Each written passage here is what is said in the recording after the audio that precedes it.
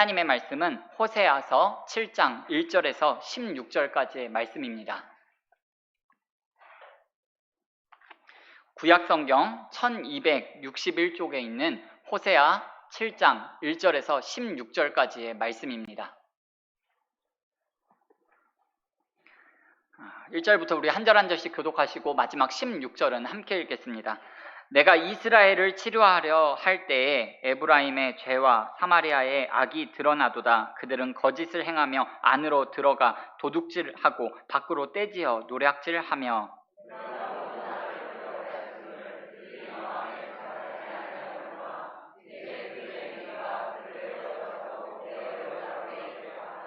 그들이 그 악으로 왕을 그 거짓말로 지도자들을 기쁘게 하도다.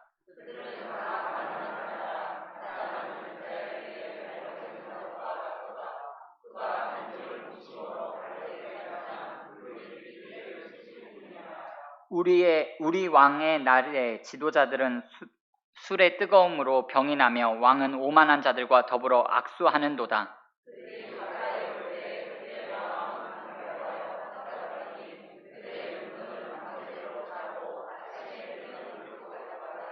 그들이 다 화덕같이 뜨거워져서 그 재판장들을 삼키며 그들의 왕들을 다 엎드러지게 하며 그들 중에는 내게 부르짖는 자가 하나도 없도다.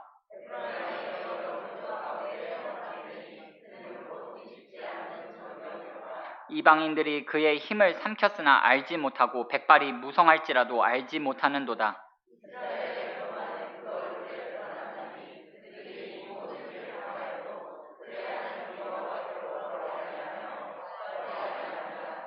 에브라임은 어리석은 비둘기같이 지혜가 없어서 애굽을 향하여 부르짖으며 아수르로 가는도다.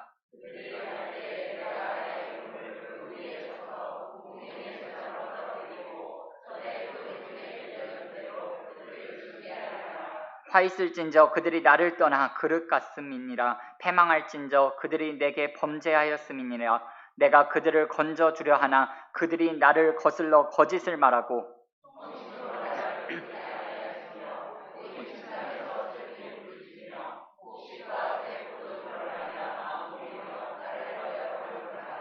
내가 그들 팔을 연습시켜 힘있게 하였으나 그들은 내게 대하여 악을 꾀하는도다. 그들은 돌아오나 높으신 자에게 속이는 활과 같으며 그들의 지도자들은 그 혀의 거짓말로 칼에 엎드러지리니 이것이 애굽 땅에서 조롱거리가 되리라. 아멘. 아멘. 오늘 읽으신 호세아서 7장 말씀을 중심으로 속사정은 어떤가요? 이와 같은 제목으로 잠시 호세아서 7장 말씀을 나누도록 하겠습니다. 오늘 우리가 읽은 본문 말씀은 계속되는 하나님의 책망입니다. 그런데 오늘 하나님의 책망의 화살이 향하는 특정 부류가 있습니다. 바로 이스라엘의 지배계층입니다. 왕들, 귀족들, 정치인들, 이런 사람들이 하나님의 집중포화를 받고 있습니다. 1절 말씀을 다시 보시면 에브라임의 죄와 사마리아의 악이 드러나는도다 라는 말로 시작됩니다. 여기 에브라임이라는 말은요, 북이스라엘 왕국 전체를 가리킬 때 에브라임이라고 할 때도 있고요, 그와 함께 귀족들, 왕들, 세도가들을 특정해서 말할 때 에브라임이라고 부를 때도 있습니다. 그럴 만도 한 것이 일단 북이스라엘 왕국의 창건한 왕의 여로보암인데, 이 여로보암 왕이 에브라임 지파 사람입니다. 기득권을 가질 수밖에 없겠죠. 그리고 시간을 거슬러 올라가 보면 여호수아가 에브라임 지파 출신이었고요, 사무엘 선지자도 에브라임 출신이었습니다. 특별히 호세아서 13장 1절 말씀을 보면 에브라임이 말을 바라면 사람이 떨었도다 라는 말씀이 있습니다. 이런 말씀들을 보면 에브라임이라는 호칭은요, 북이스라엘 왕국 그 자체로 하나의 권력으로 상징되는 것을 볼 수가 있습니다. 그리고 사마리아는 북이스라엘 왕국의 수도인데요, 오늘 말씀처럼 사마리아의 악이 드러나는도다 라는 식으로 표현될 때는 특히 사마리아의 정치 지도자들을 표현할 때, 나타낼 때 이렇게 사용되어지고 있습니다. 오늘 바로 이런 사람들이 하나님의 책망의 대상, 표적이 되고 있습니다. 그럴 수밖에 없는 몇 가지 이유가 있습니다. 크게 세 가지로 요약될 수 있을 것 같습니다. 첫째는 이스라엘 지배계층의 착취와 약탈입니다. 두 번째는 반란입니다. 쿠데타예요. 그리고 마지막 세 번째는 강대국을 의존하는 것입니다. 이것이 오늘 에브라임의 죄와 사마리아의 악이 드러나는도다 라고 할 때 그 악의 주된 내용입니다.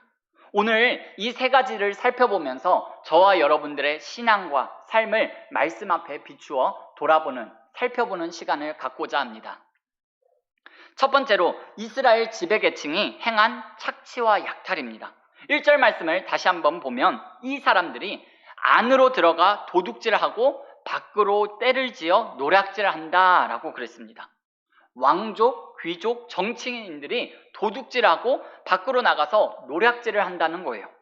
이 말은 실제로 왕족들, 귀족들이 남의 집에 몰래 들어가서 절도 행각을 벌이고 몰려다니면서 강도질을 했다는 말이 아닙니다. 세상에 그런 식으로 왕족이나 귀족들이 칼을 들고 다니면서 도둑질을 하고 약탈을 하는 사람들은 없습니다. 그리고 여러분, 지금까지 우리가 이 북이스라엘 왕국의 제약상, 타락상을 계속해서 살펴보고 있는데요. 그렇다고 해서 이 나라 자체가 하나님을 아예 부인하고 하나님 없다고 하고 이방 나라들과 똑같이 가고 있느냐 하면 그렇지 않습니다. 우상 숭배하고 도덕적으로 타락하고 그렇게 되어는 있지만 그러면서도 외형적으로는 여호와 신앙의 형태는 유지하면서 살고 있습니다. 하나님을 아예 그들의 삶 가운데 추방시켜버리고 버려버린 것이 아니라 하나님과 세상을 섞어버린 혼합주의가 문제가 된다라는 거죠. 그게 오늘 예수 믿는 여러분과 저의 문제도 아니겠습니까? 우리가 언제 하나님을 쫓아낸 적이 있나요? 없습니다. 항상 문제는 하나님과 세상을 혼합시켜버리는 게 문제잖아요. 자, 그러면 오늘 이 이스라엘 왕족들, 귀족들이 어떤 식으로 도둑질을 하고 강도질을 했는지 살펴보기를 원합니다. 어려운 이야기가 아닙니다. 권력자들이니까 권력을 이용해서 도둑질을 하고 강도질을 했다는 거예요. 적절한 비유가 될지 모르겠습니다만 회사 운영하는 조폭 두목과 같은 거예요. 그런 거 보신 적 있으시죠? 영화나 아니면 여러분들 한 번쯤은 이런 이야기 들어보셨을 것 같은데요. 형식적으로는 어느 회사의 사장이나 대표입니다. 그런데 그 사람이 안으로 들어가 보니까 실제로는 조폭인 경우가 있다라는 거예요. 그런 식으로 이 사람들이 왕족 임내, 귀족 임내, 정치인 임내, 그럴듯한 사회적 지위, 모양새는 갖추고 있습니다. 그런데 한꺼풀 들치고 들여다보면 그 권력을 이용해서 힘없는 사람들의 재산을 착취하고 약탈하는 도둑이고 강도라는 거예요. 그런데 더 심각한 것은요, 이 사람들이 그런 악행을 가하면서도 그런 죄에 대해서 별로 가책이나 죄의식을 못 느꼈다라는 거예요. 그게 2절 말씀입니다. 내가 모든 악을 기억하였음을 그들이 마음에 생각하지 아니했다라고 그랬습니다. 하나님께서 그 악을 기억하고 있다라는 것을 마음에 생각하지 않았다. 마음에 생각하지 않았다.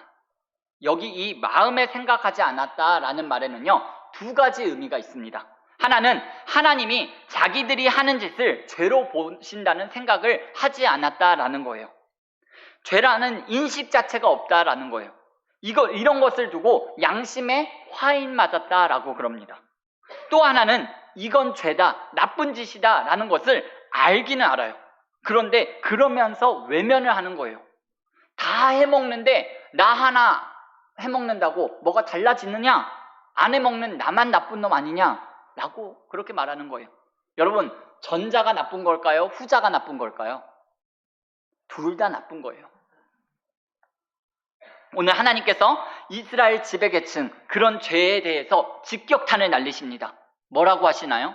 2절 말씀에 그들의 행위가 그들을 에워싸고 내 얼굴 앞에 있도다 그랬습니다. 그들의 행위가 내 얼굴 앞에 있도다 라고 그랬습니다. 그 말은요, 다시 말하면 내가 주목해서 보고 있다, 내가 빤히 보고 있다 라는 말씀이에요. 앞에서는 점잖게 행동하지만 뒤 돌아서는 등 뒤에다 칼을 꽂는 그런 이중 얼굴, 두 얼굴, 이중 페이스라는 것을 하나님의 눈에는요, 하나님께서 속일 수 없다라고 직접 말씀하고 계신다는 거예요. 오늘 본문 말씀을 보면서 물론 우리가 이곳에 계신 여러분들이 아무리 어려워도 안으로 들어가 도둑질하고 밖으로 나가서 때를 지어 약탈하고 노략질하는 사람들은 아마 이 자리에 계신 분들 제가 보니 한 분도 없을 것 같아요. 그 어디 가서 도둑질하고 사기 쳐먹고 사는 막가파 인생을 사는 사람들은 아니지 않나 라는 그런 생각이 들거든요. 그렇다고 해서 그러면 오늘 이 말씀 호세아 7장 말씀은 우리하고는 전혀 무관한 말씀이냐, 나는 이 말씀으로부터 자유로울 수 있느냐 하면 또 그건 아닌 것 같습니다. 막가파식으로 사는 인생은 아니지만 이중적이고 위선적인 모습이 저와 여러분에게도 있다는 것을 부인할 수가 없습니다. 여러분, 우리가 예수님 믿고요, 하나님 자녀가 되고 기독교인이 되면 세월이 지나면 종교적인 삶에, 이 신앙생활의 방식에 굉장히 익숙해집니다. 그러면 모양새는 일단 그럴듯해집니다. 그런데 이 안에서, 신앙세계 안에서 새로운 죄가 시작됩니다.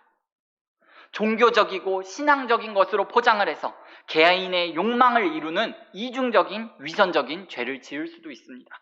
만일 그렇게 한다면 그건 고단수 도둑이고요, 지능범이고 더 악질적인 죄일 것 같습니다. 상스러운 욕을 하거나 뒤에서 누구를 험담하거나 대놓고 저주하는 일은 하겠습니까만 입으로 관대한 척 말하면서 속으로는 정죄하고 판단하고 미워하고 경멸하고 약한 사람을 얕잡아보는 비인격적인 죄에 익숙해질 수 있다라는 거예요. 그렇게 한다면 그건 고단수의 위선이 되고 말 거예요. 저나 여러분 모두가 다 마찬가지입니다. 우리가 신앙생활에 익숙해지는 만큼 노골적이거나 원색적이지는 않지만 아주 지능적이고 세련되게 죄를 지을 수 있다라는 거예요. 얼마든지 언제든지 우리가 죄에 쉽게 노출될 수밖에 없다라는 거예요. 저질적인 자범은 아닌데 지능적이고 위선적인 태도가 되는 거죠. 그래서 더 큰 피해를 입히는 사람들이 될 수 있다는 말이에요.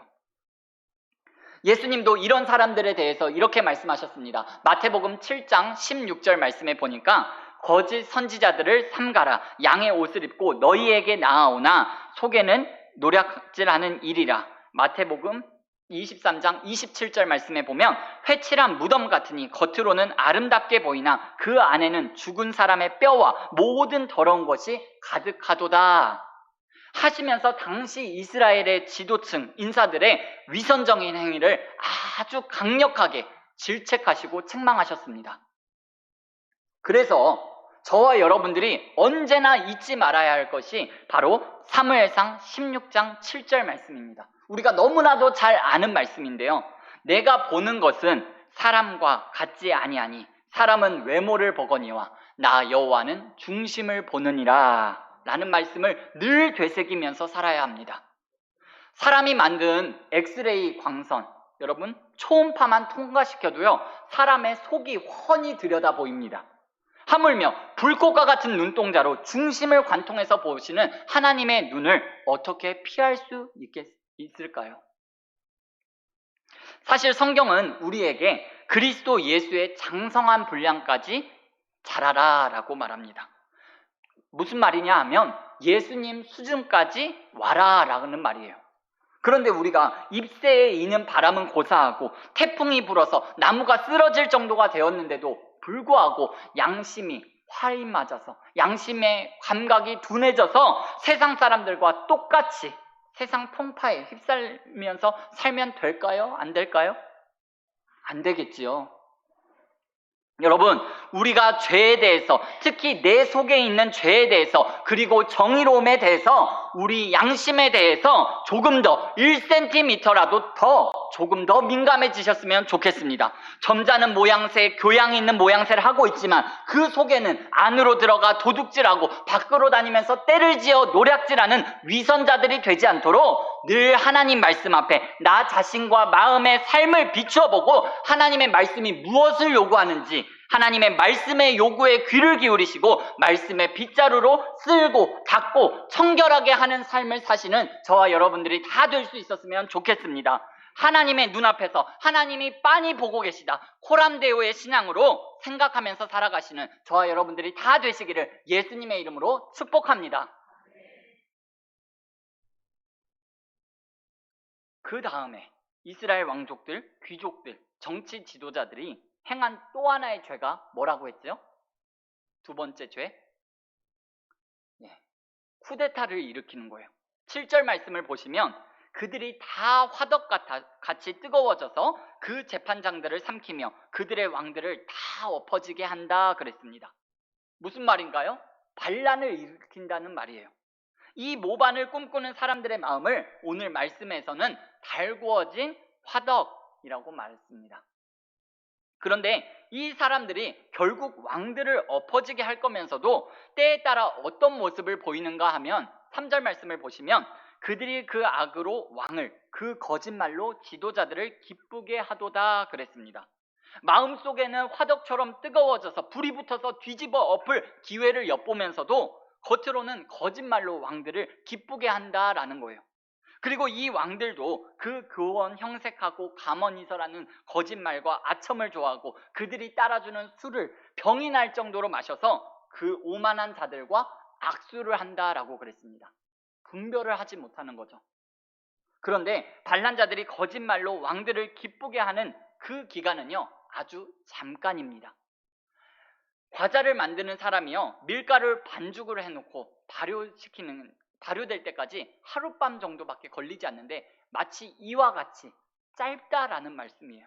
6절 말씀을 보시면 그들이 가까이 올 때에 그들의 마음은 간교하여 화덕 같으니 그들의 분노는 밤새도록 자고 아침에 피우는 불꽃 같다 그랬습니다. 이게 악이고 간교한 짓이라고 하나님께서 책망하고 계시는 거예요. 여러분, 이것은 실제 북이스라엘에서 일어났던 일입니다. 여로보암 2세가 죽고 난 다음에 그 이후로부터 아수르에 의해서 멸망당할 때까지요, 북이스라엘에 총 6명의 왕이 왕위에 올랐는데요, 그중 4명이 재위 기간에 모두 암살당했습니다. 스가랴는 6개월 만에, 살룸은 1개월 만에, 부가히야는 1년, 베가는 3년을 못 넘기고 모두 암살당했어요. 북이스라엘 왕국의 그 왕 역사가요, 총 210년인데요 왕들은 19명입니다. 그러니까 평균적으로 한 명 왕당 재위 기간이 한 10년 정도 된다라고 보시면 되는데 그중 7명은 살해를 당했습니다. 한마디로 왕위 쟁탈전이었어요. 누가 왕이 되면 그 순간부터 다른 누군가가 그 왕을 죽일 생각을 했을 정도로 정말 그런 역사가 반복되고 반복되었다라는 거예요.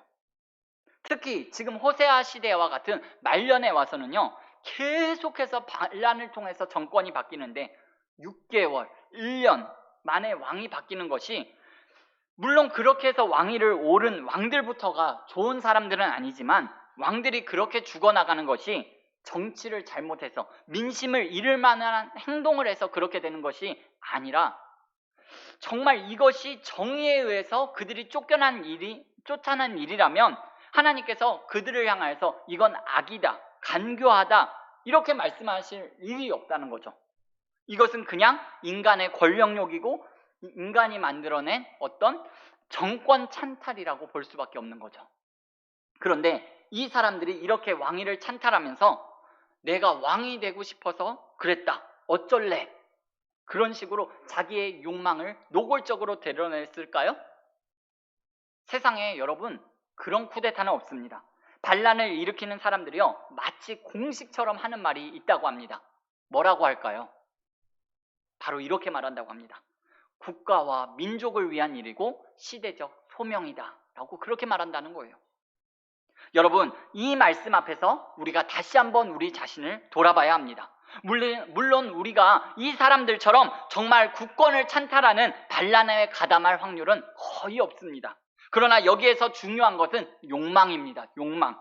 우리 안에 이런 화덕과 같은 욕망은 없느냐 하면 그렇지 않습니다. 그리고 우리가 이 욕망을 채우기 위해서 동원하는 것이 바로 간교함이라는 거예요. 하나님의 이름을 앞세우고 하나님의 나라와 교회를 위해서 이라는 명분은 내세우지만 그 속을 들여다보면 결국 내가 한자리 하고 싶어서, 내 상한 기분과 감정을 풀기 위한 욕망, 하나님의 이름을 빙자해서 누군가를 공격하고 미움을 정당하기 위한 교묘함, 겉으로 좋은 말을 하지만 속으로는 때가 오면 삼켜버릴 준비를 하고 있는 화덕과 같은 마음은 없는가 하는 것이 핵심입니다. 더 커지고 싶은 욕망, 더 가지고 싶은 욕망, 더 올라가고 싶은 욕망, 내 마음대로 좌지우지하고 싶은 욕망, 내 욕망인데 그걸 하나님의 뜻으로 포장하는 내 간교함은 없는지 여러분 늘 살피셔야 합니다. 바라기는 이 밤에 하나님 앞에 나와 기도하실 때 내 안에 있는 모든 욕망을 비워버리시고 쏟아내시고 하나님 앞에 깨끗함으로 순전함으로 나아가는 저와 여러분들 다 되시기를 예수님의 이름으로 축원을 드립니다. 그 다음에 이스라엘 지배계층들이 범한 세 번째 범죄가 뭐라고 했나요? 강대국 의존입니다. 강대국 의존. 11절 말씀을 보시면 에브라임은 어리석은 비둘기같이 지혜가 없어서 애굽을 향하여 부르짖으며 아수르로 가는도다 그랬습니다. 이스라엘 나라가 지금 내리막길을 향해서 가고 있거든요. 정치 지도자들이 나라가 위태롭다는 것을 알고 있어요. 그러면 어떻게 해야 하는가? 10절 말씀에서 역설적으로 이것을 지금 가르쳐주고 있어요. 우리 10절 말씀은 같이 한번 읽어볼까요? 시작! 이스라엘의 교만은 그 얼굴에 드러났나니 그들이 이 모든 일을 당하여도 그들의 하나님 여호와께로 돌아오지 아니하며 구하지 아니하는도다. 여러분 10절 말씀에 보니 어떻게 했어야 된다고 하나요? 네, 하나님께로 돌아오고 하나님께 구해야 한다라는 거예요. 그런데 그렇게 하지 않고 어떻게 했다라는 거예요? 애굽을 향하여 부르짖으며 아수르로 갔다라는 거예요. 애굽과 아수르는요 그 당시에 강대국들이거든요. 그러니까 힘센 나라 강대국에 매달렸다라는 말이에요. 그런데 그게 어떤 행동이라고 하나님께서 지금 책망하시나요? 어리석은 비둘기같이 지혜가 없는 행동이다 라고 그랬습니다. 그게 왜 어리석은 행동일까요? 우리 9절 말씀을 함께 읽어볼까요? 이방인들이 그의 힘을 삼켰으나 알지 못하고 백발이 무성할지라도 알지 못하는도다.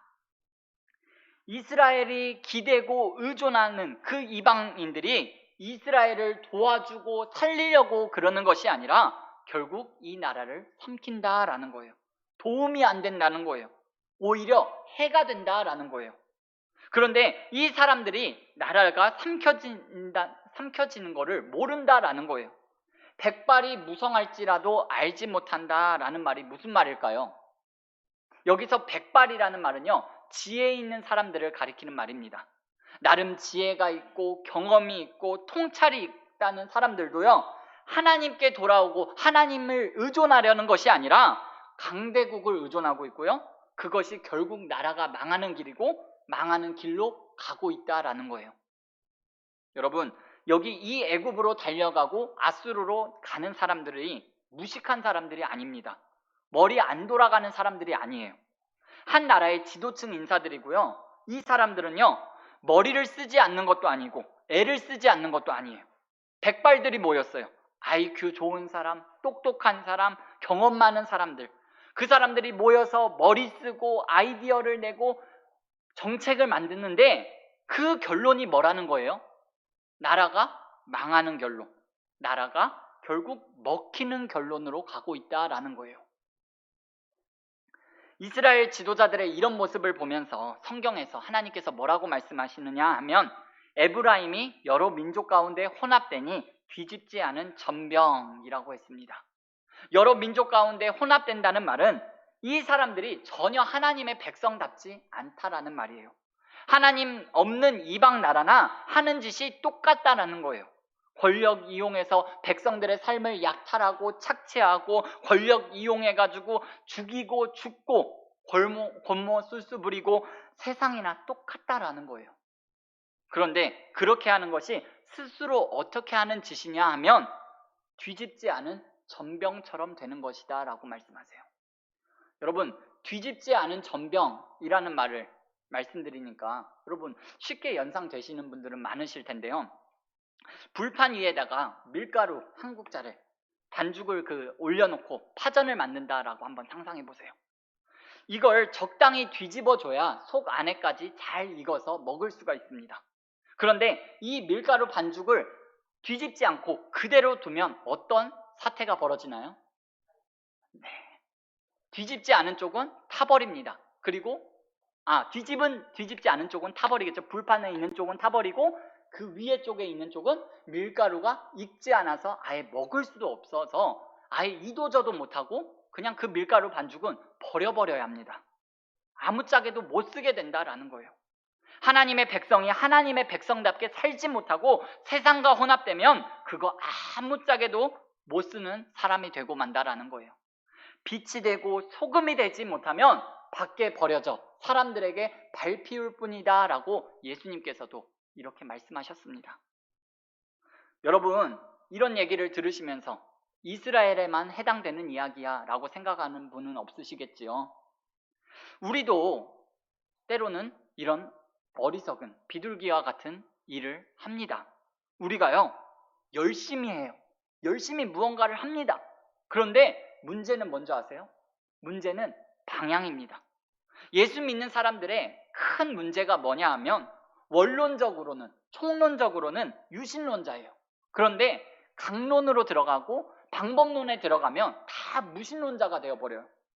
무슨 일이 생기면 하나님께 결사적으로 필사적으로 매달리는 것이 아니라 자꾸만 애굽에다가 SOS를 치고 아수르에 가서 매달려서 도움을 구합니다. 하나님의 백성이 하나님께 오지 않고 다른 데에 가서 구하는 거, 이거 죄입니다. 여러분, 오늘 우리에게 정말 필요한 것은요, 단 한 분, 단 하나입니다. 하나님과의 관계를 회복하고 하나님과의 관계가 친밀해지고 하나님과의 관계가 깊어지는 것입니다. 사람들이 너무나도 많은 인적 네트워크에 너무나도 목숨을 걸고 정말 거기에 집중하려 합니다. 그런데 성경은 이렇게 말합니다. 오직 주만이 나의 반석, 나의 구원이시니 오직 주만이 나의 산성, 내가 요동치 아니하리라. 하나님 한 분만을 내 힘과 내 반석 삼으시는 하나님 절대 의존 신앙을 갖추시는 저와 여러분들 다 되시기를 바랍니다.